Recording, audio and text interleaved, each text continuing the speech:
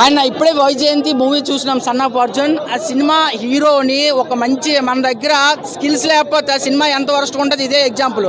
మంచి హీరో మంచి హీరోయిన్ అంటే సీనియర్ హీరోయిన్ ఇలాంటి కాంబినేషన్లో సినిమా పిచ్చ పీక్స్కుండాలి. అట్లాంటిది సినిమాని పడుకోబెట్టి లాస్ట్లో హాఫ్ అన్ అవర్లో గూస్ బంప్స్ ఇస్తే ఎట్లా? అసలు 2 గంటల్లో పెట్టింది మనం టైం వేస్ట్ చేసుకుని వచ్చినాం.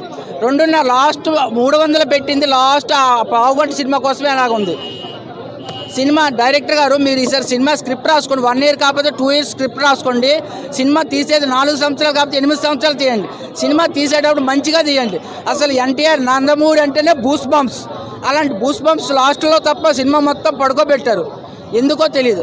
ఈసారి సినిమా చేసేటప్పుడు గ్యాప్ తీసుకునైనా సినిమా బాగా చేయండి. ఇందులో హీరో 100% యాక్టింగ్ బాగుంది. మేడం గారు విజయశాంతి గారి యాక్టింగ్ బాగుంది. డైరెక్టర్ అయితే పడుకొని నిద్రపోయే సినిమా తీస్తాడు. సినిమా మొత్తం సినిమా పడుకోబెట్టాడు. మంచి కాన్సెప్ట్ తీసుకున్నాడు. దీనికి రేటింగ్ ఏమి ఇవ్వలేమన్నా.